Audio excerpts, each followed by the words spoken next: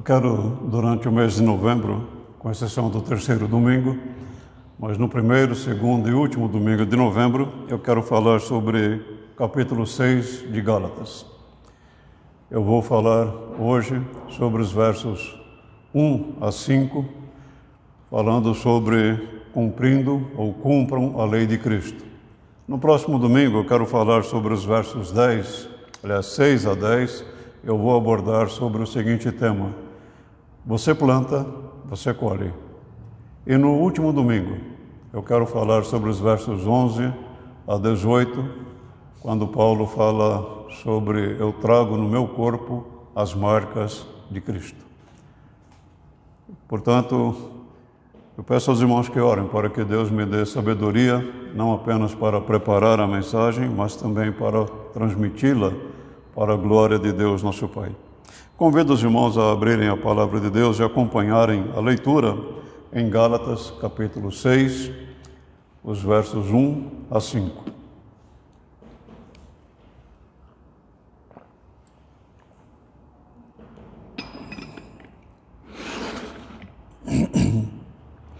Gálatas, capítulo 6, os versos 1 a 5.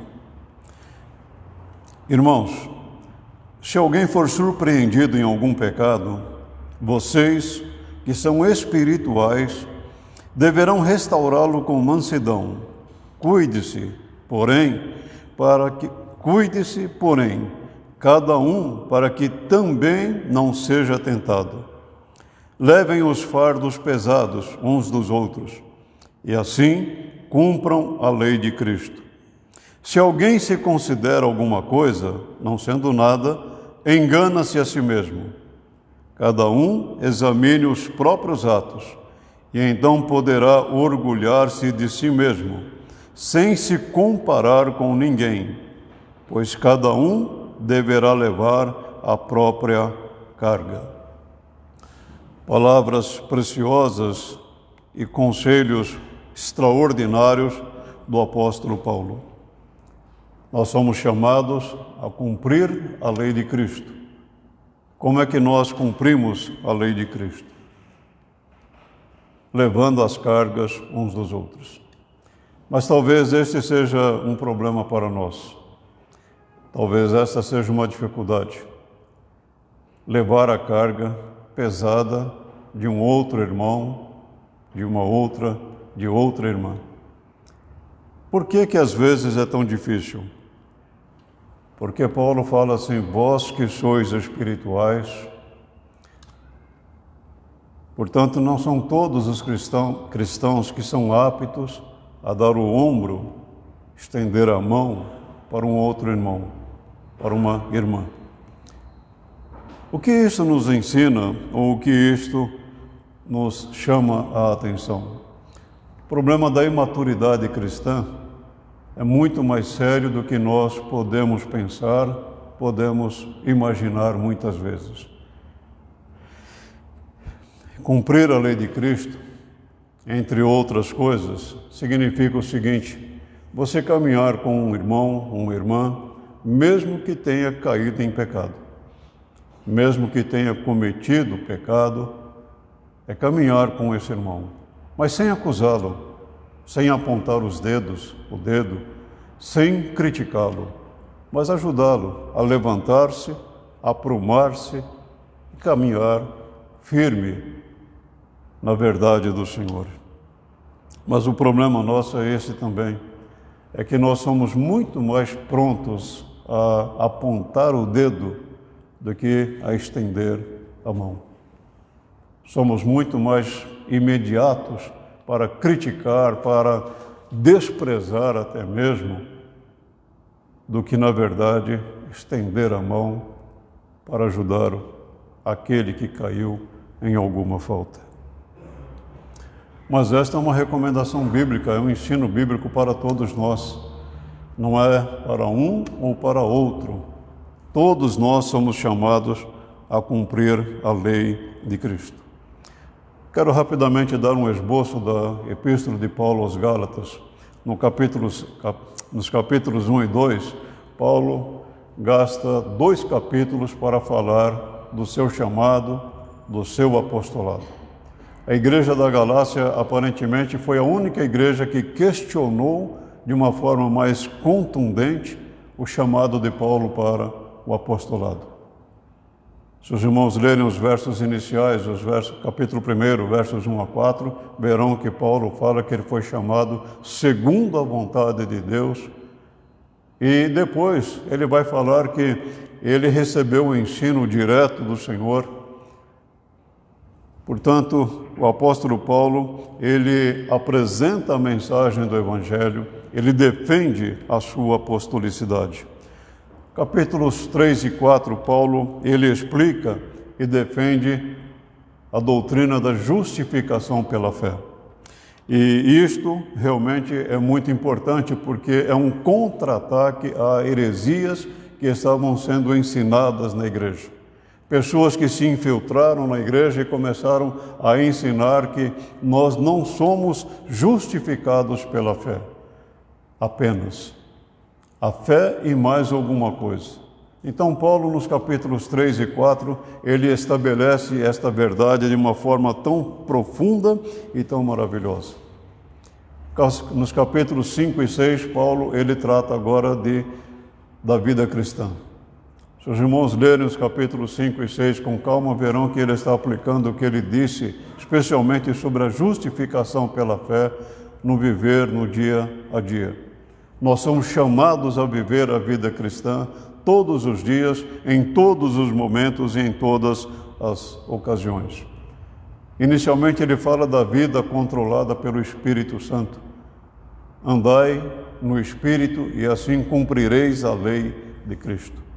Por que nós precisamos andar no Espírito? Há uma batalha, nós estamos numa batalha contínua, uma batalha diária. É o Espírito contra a carne e a carne contra o Espírito. Não é questão de quem é mais poderoso, sabemos que o Espírito Santo é Deus.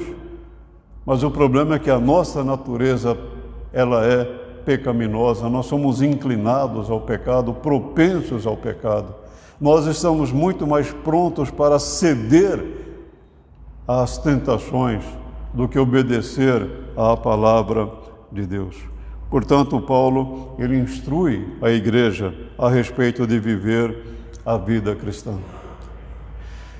Disse há pouco que algumas pessoas se introduziram na igreja ou nas igrejas da região da Galácia e começaram a ensinar: olha, o que Paulo está dizendo é verdade, nós somos justificados realmente pela fé.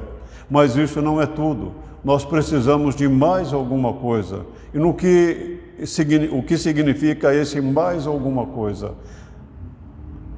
A circuncisão. Se vocês não forem circuncidados, vocês não poderão ser filhos de Deus. O que eles estavam ensinando é o seguinte: a obra de Jesus Cristo na cruz, ela não é suficiente. Nós precisamos fazer a nossa parte. Nós temos a nossa parte para fazer, e a nossa parte é exatamente esta, é praticar a lei, é obedecer a lei. No caso aqui, é uma lei que não é nem cerimonial, nem moral, e muito menos a lei civil. É uma questão de higiene, pura e simplesmente. Mas eles estavam dizendo: se vocês não obedecerem à lei, vocês não poderão ser salvos. Paulo, ele combate esta heresia, dizendo assim: sabemos que ninguém é justificado pela prática da lei, mas mediante a fé em Cristo. Assim, nós também cremos em Cristo Jesus para sermos justificados pela fé em Cristo, e não pela prática da lei, porque pela prática da lei ninguém será justificado. Paulo fala com a autoridade de apóstolo, Paulo fala com a autoridade de alguém que conhece profundamente a lei de Deus, e Paulo fala com a autoridade de alguém que praticou essa lei durante um tempo em sua vida. Paulo, ele, em Filipenses, ele diz que ele era fariseu, ele pertencia realmente à seita mais severa do judaísmo, e ele começa a falar que ele, por ser judeu, e ele, por ser um fariseu, ele realmente tinha as credenciais de alguém que poderia, segundo a lei, ser um filho de Deus. E Paulo diz, tudo isto eu considerei como nada, porque é nada diante de Deus. Nós somos justificados tão somente pela fé. E então Paulo agora começa a instruir a igreja. No trecho que eu li, nós lemos assim no verso 2, levem os fardos uns dos outros e assim cumpram a lei de Cristo. Que lei que Paulo está se referindo aqui? Basicamente, haviam 3 leis para o judeu, a lei civil, a lei cerimonial e a lei moral. A lei cerimonial foi completamente cumprida em Cristo e por Cristo. A lei civil, ela é relacionada apenas à nação de Israel. A lei moral, ela é aplicada a nós também hoje. Portanto, nós não precisamos fazer nenhum sacrifício de animal para adorar a Deus. Cristo cumpriu a lei cerimonial por nós e em nosso lugar. A lei civil, ela não diz respeito à nossa nação no Brasil, por exemplo. Mas a lei moral se aplica a nós. É a lei de Deus para todas as pessoas em todo lugar do mundo. Quando Deus diz, por exemplo, não adulterarás, é uma lei que é estendida a todas as pessoas. Mas quando Deus diz também, não terás outros deuses diante de mim, é para todas as pessoas também. Mas Paulo, ao referir-se à lei moral, ele está abordando um aspecto da lei moral. E ele diz assim no capítulo 5, no verso 14 de Gálatas, toda a lei se resume num só mandamento, ame o seu próximo como a si mesmo. Tiago, ele fala o seguinte, e fala de uma maneira interessante, se vocês de fato obedecerem à lei real, encontrada na Escritura que diz, ame o seu próximo como a si mesmo, estão agindo corretamente. Tiago está dizendo algo interessante, é pela prática da lei do amor que nós vamos nos identificar como filhos de Deus. Quando nós amamos ao nosso próximo como amamos a nós mesmos, nós estamos cumprindo a lei de Deus. Jesus disse, certa ocasião, no Evangelho de João 13, 34 e 35, algo interessante que nós, como igreja, deveríamos ter diante de nós todos os dias. Por que a igreja não causa impacto na sociedade? Por que a sociedade ela exerce influência sobre a igreja? Por que a igreja ela tem que ceder às ideologias do mundo, às filosofias do mundo? Por que a igreja ela não manifesta realmente quem ela é, o que ela é, por que ela foi chamada? Considere estas palavras do Senhor Jesus. Um novo mandamento lhes dou, amem-se uns aos outros. Como eu os amei, vocês devem amar-se uns aos outros. Com isso todos saberão que vocês são meus discípulos, se vocês se amarem uns aos outros. Quando Jesus diz novo, ele não está dizendo uma coisa criada agora, uma coisa inédita, não. Ele está dizendo novo no sentido, o padrão do amor é este, amem-se uns aos outros, mas olha o padrão, como eu amei vocês. Pense no seguinte, como é que Jesus amou você? Como é que Ele ama você? É assim que você deve amar o seu irmão. Jesus amou você e deu a vida dele por você. Você não é chamado para dar a sua vida literalmente pelo seu irmão. Mas quando Jesus fala que Ele nos amou e deu a sua vida por nós, Ele está dizendo que Ele se identificou conosco. Ele dedicou a sua vida por nós. É assim que nós também precisamos nos amar. Precisamos nos identificar com os nossos irmãos, nos dedicarmos aos nossos irmãos. E Jesus faz duas colocações interessantes. E assim o mundo saberá que vocês são meus discípulos. Mas o que leva a isto, o que resulta a isto? É algo interessante ele dizer isto. Todos saberão que vocês são meus discípulos, se vocês se amarem uns aos outros. Amados, é muito interessante nós lermos essas palavras, é muito interessante lermos isto, mas o problema nosso é o seguinte, é a prática. É vivermos isto, é vivenciarmos isto, é nós nos amarmos uns aos outros realmente, e nos amarmos como somos, como Deus amou você, como você era, como Deus ama você, como Ele está transformando a sua vida. Deus nos amou como éramos. Mas nós não somos chamados a permanecer nisto, nós somos chamados a crescer em santificação. Somos chamados a crescer na graça de Deus, no conhecimento de Deus. Deus nos aceita como somos, mas Ele também não quer que nós continuemos a ser o que éramos antes da conversão. Por isso a santificação é importante em nossa vida. Quando o povo de Israel estava andando pelo deserto, Deus instruiu o povo dizendo assim: não guardem ódio contra o seu irmão no coração, antes repreendam com franqueza o seu próximo, para que, por causa dele, não sofram as consequências de um pecado. Não procurem vingança, nem guardem rancor contra alguém do seu povo, mas ame cada um o seu próximo como a si mesmo. Eu sou o Senhor.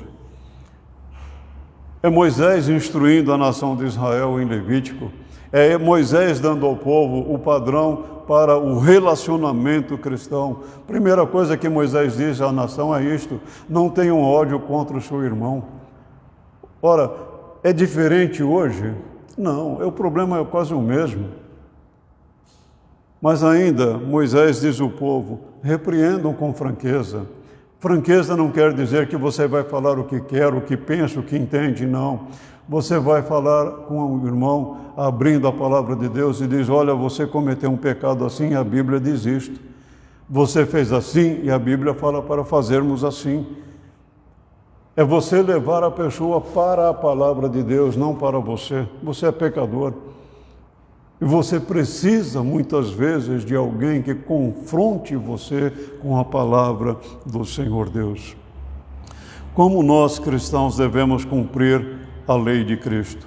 O apóstolo Paulo nos recomenda aqui alguns princípios. Primeiro deles, levem a carga ou os fardos pesados uns dos outros.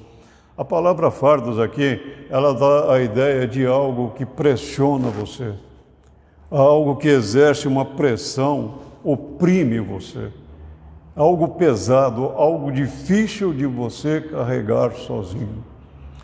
Você já teve a seguinte experiência: há momentos na sua vida que você quer ficar sozinho, você precisa ficar sozinho, mas há momentos na sua vida que você gostaria muito que alguém estendesse a mão para você, oferecesse o ombro para que você reclinasse e chorasse talvez um pouco, mas você tem medo de falar, você receia de falar. Por quê?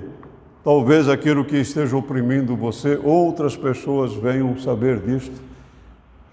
Permitam-me um exemplo pessoal. Certa ocasião, quando era pastor numa outra igreja, estava passando um problema não com a igreja, mas eu troquei ideia com um colega meu. E eu falei para ele: olha, está acontecendo assim, assim comigo.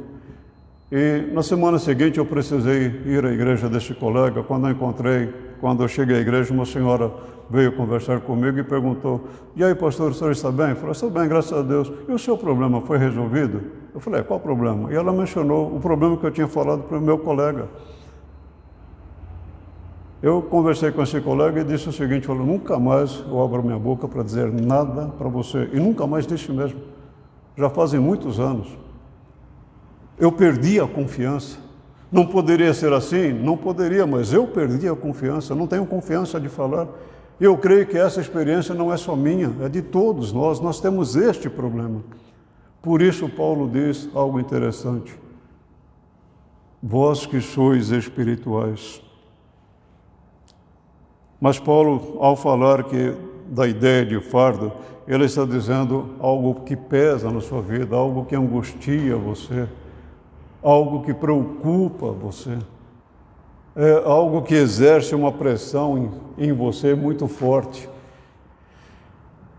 E Paulo diz: ajude esse irmão, caminhe com esse irmão. No verso de número 2, nós sabemos do dever de ajudar uns aos outros a carregar os fardos. Nós somos chamados a isso. No verso 5, Paulo usa a palavra traduzida também por fardo ou peso, muitas vezes, mas é uma outra palavra e tem uma outra conotação.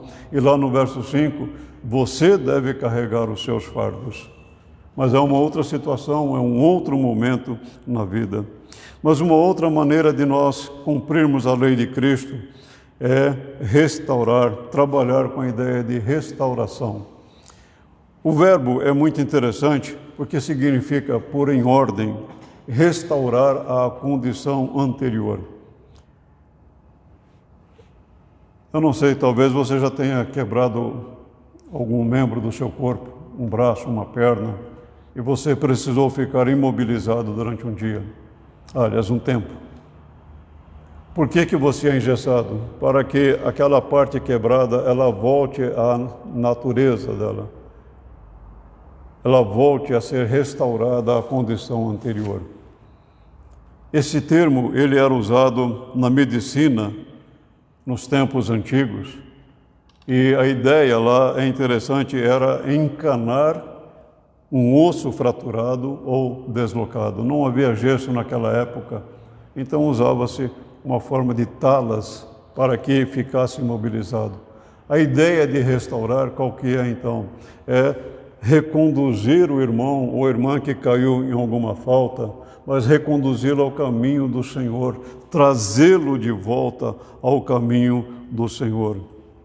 Isso chama a nossa atenção pelo seguinte, porque nós precisamos andar com os nossos irmãos, com as nossas irmãs, caminhar juntos. Isso não significa que você tem que entrar na vida íntima de uma pessoa, não, não é nada disso. Mas é caminhar com a pessoa, é andar ao lado da pessoa, mas sem acusá-lo, sem apontar o dedo para ele. Certa ocasião, fazendo um aconselhamento a uma jovem, ela disse: pastor, eu quero conversar com você. Eu falei: tudo bem, vamos conversar. E ela contou o que estava acontecendo. Ela falou: mas por favor, não me acuse. Eu falei: eu não vou te acusar, não preciso disso. A sua confissão de pecado é uma prova da luta que você está passando. Eu, no caso dessa moça, ela falou: se o senhor quiser me levar ao conselho, eu vou. Eu falei: mas para que levar ao conselho? Você quer disciplina mais difícil do que essa que você está passando agora? Sentiu o peso do erro, do pecado que você cometeu? Você vai aprender a lição se você lutar contra o pecado, batalhar contra o pecado. Muitas vezes, irmãos, nós deixamos de ajudar os nossos irmãos, as nossas irmãs, porque nós apontamos o dedo, mas não estendemos a mão. Mas como devemos fazer isto? Restaurar com mansidão. A ideia de mansidão é muito interessante.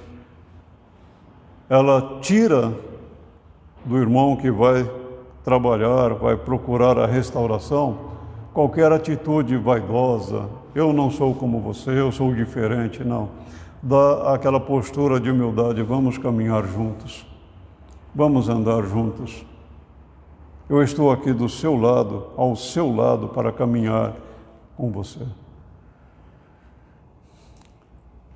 E nós nunca podemos nos esquecer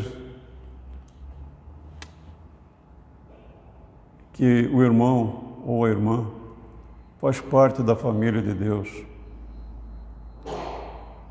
pertence à família do Senhor, foi salvo pelo mesmo sangue que eu, você, nós fomos salvos. Mas aí é que vem a exortação do apóstolo Paulo. Nós precisamos ser maduros na fé. Irmãos, se alguém for surpreendido em algum pecado, vocês que são espirituais deverão restaurá-lo com mansidão. Cuide-se, porém, cada um, para que também não seja tentado. Qualquer um pode ser surpreendido em algum pecado. A questão não é se deve, pode ou não pecar. Não é essa a questão. A questão é que nós pecamos. A questão é que nós caímos em pecado. A questão é que nós, muitas vezes, sabemos a lei, conhecemos a lei, mas não praticamos. Nós vamos pelo outro lado.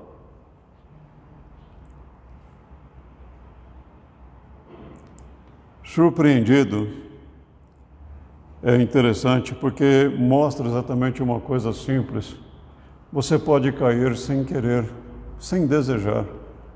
Sabe, aquela tentação que vem repentina na sua vida e você cede a ela? É isso que Paulo está dizendo aqui. Não é aquele pecado que você pensa. Quando eu falo isso aqui, eu penso em Davi, não tem como. Davi, ele olhou para Batseba, mas ele começou a cobiçá-la, começou a desejá-la, ele engendrou tudo. Não é esse tipo de surpreendido, porque Davi não foi surpreendido. Mas sabe aqueles momentos seus assim que de repente você cai? De repente você cede a uma tentação. É isso que Paulo está dizendo aqui. E é interessante pensar o seguinte: ninguém é responsável pelo pecado de outro. O pecado é sempre pessoal. Considerem essas palavras de Tiago. Cada um, porém, é tentado pela própria cobiça, sendo por esta arrastado e seduzido. Então a cobiça, tendo engravidado, dá à luz o pecado, e o pecado, após ter sido consumado, gera a morte. Cada um é tentado pela sua própria cobiça. Quando você diz assim, mas eu fiz isso porque alguém me induziu, você está dizendo, como Adão disse, foi a mulher que o Senhor me deu. Quer dizer, eu não fui responsável, eu não tenho culpa. Não. Diante de Deus, você é o responsável. Você é o culpado. Você pode ser induzido por alguém, mas a decisão é sua. Por isso que Tiago usa o termo cobiça, porque é interessante, porque é algo dentro, não é algo de fora. Você pode ver, mas não cobiça. Por isso é que nós precisamos atentar para esta realidade em nossa vida. Irmãos, se alguém for surpreendido numa falta, surpreendido ainda dá aquela ideia de uma tentação repentina, mas que leva você a pecar. Mas o interessante é que Paulo não está dizendo o pecado, ele está dizendo algum pecado. E é interessante isso, porque Paulo não está dizendo se alguém cair em algum pecado, esse pecado não. Se alguém for surpreendido em alguma falta, cair em algum pecado. E uma outra coisa interessante é que Paulo não está estabelecendo um fato, ele está levantando uma hipótese. Se alguém, ele não está dizendo que alguém havia caído, mas se alguém cair, procure restaurar este irmão, esta irmã. Leve este irmão, esta irmã, ao caminho do Senhor, à verdade do Senhor. Caminhe com esse irmão. Estava lendo o texto e estudando a mensagem para hoje, durante a semana, e eu trouxe à minha lembrança, à memória, o Senhor Jesus Cristo, caminhando ele com 12 apóstolos que ele chamou. Vamos deixar Judas Iscariotes de lado.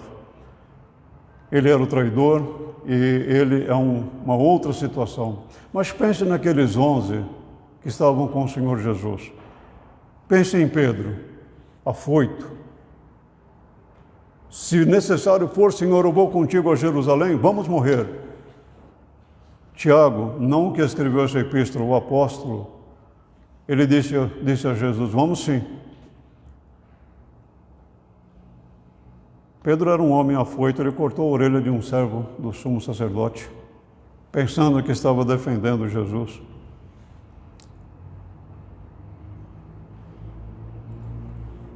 Esses apóstolos, eles não estavam compreendendo a mensagem do Senhor Jesus. Certa ocasião, a mãe de 2 deles procurou Jesus e disse, Senhor, no teu reino, e ela, quando fala reino, ela pensava que era a restauração política de Jerusalém, de Israel.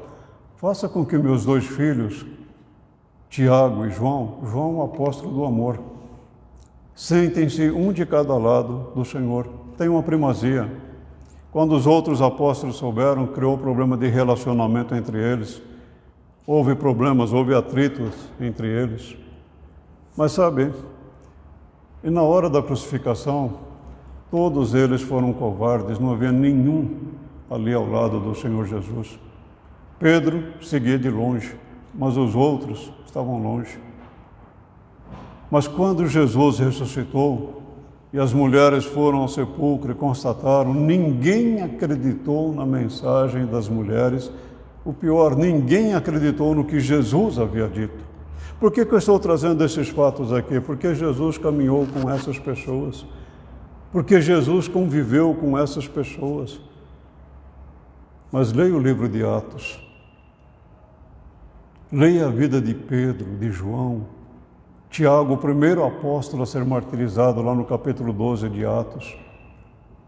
Homens que deram a vida pelo Mestre, homens que morreram pela causa do Evangelho. Eram homens maduros na fé, homens que se opuseram às autoridades, porque cresceram, desenvolveram-se na fé. Nós somos chamados, portanto, a isto. Quando Paulo diz, vocês que são espirituais, Paulo não está dizendo que há classes de cristãos, mas o que ele está dizendo é que a mesma coisa que o autor aos Hebreus disse.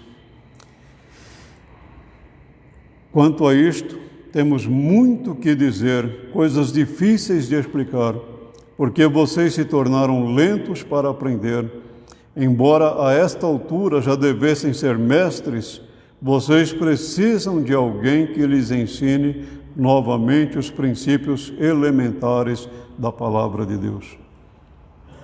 O autor da Epístola aos Hebreus, pessoalmente eu tenho a ideia de que nós não sabemos quem escreveu essa epístola, mas o autor escreveu a alguns leitores que já eram pessoas crentes já há algum tempo.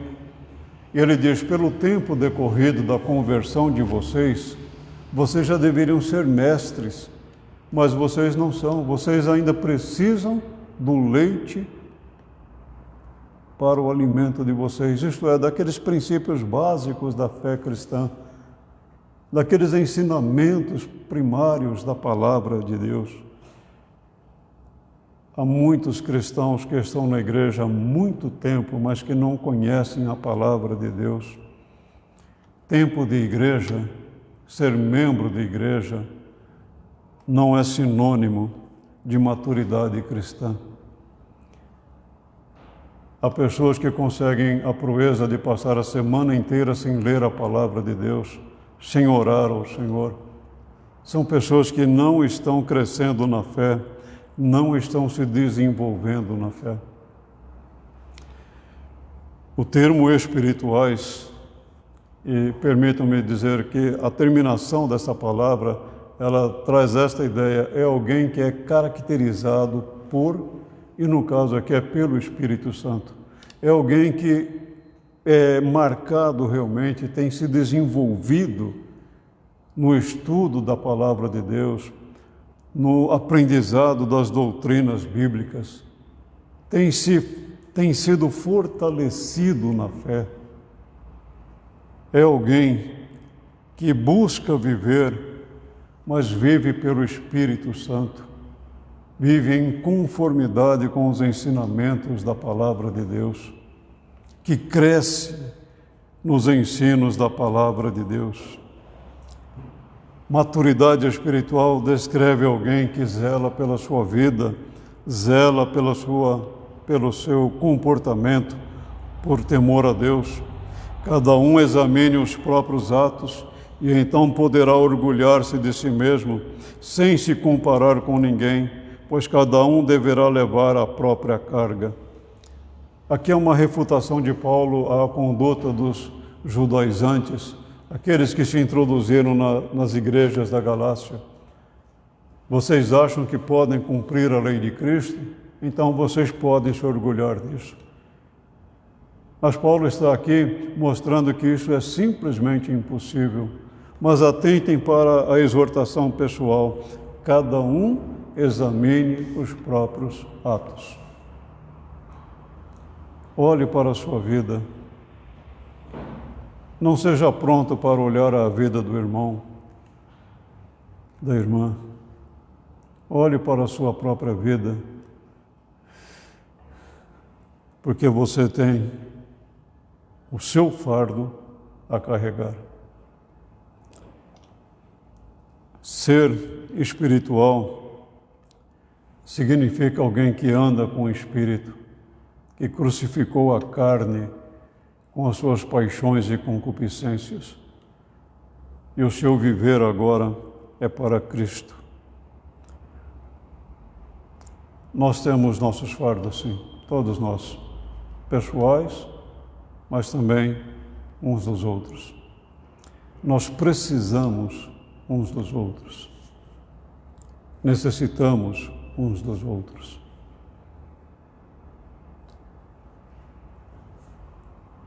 Somos chamados a levar fardos, mas fazê-lo com amor,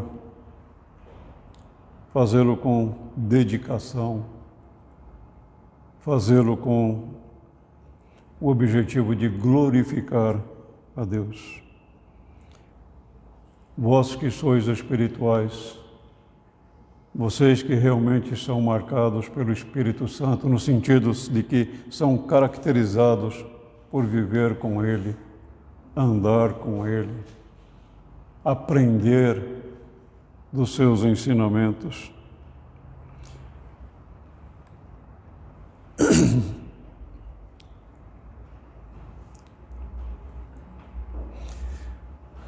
Você cumpre a lei de Cristo? Você ama o seu irmão, a sua irmã, como você ama a você mesmo?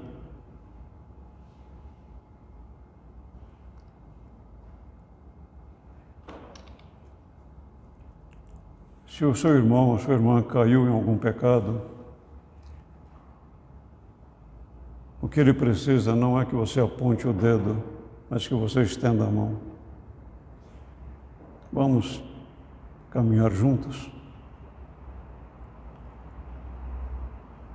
Vamos andar juntos o caminho da fé?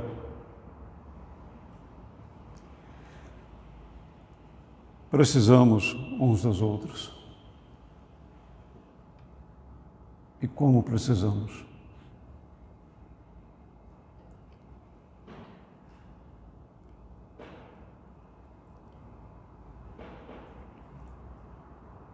Vamos nos amar, mas amar verdadeiramente. Vamos nos envolver na obra do Reino e caminhar com os nossos irmãos, lado a lado, sem medo, sem receios, mas sabendo que nós estamos juntos no caminho do Senhor.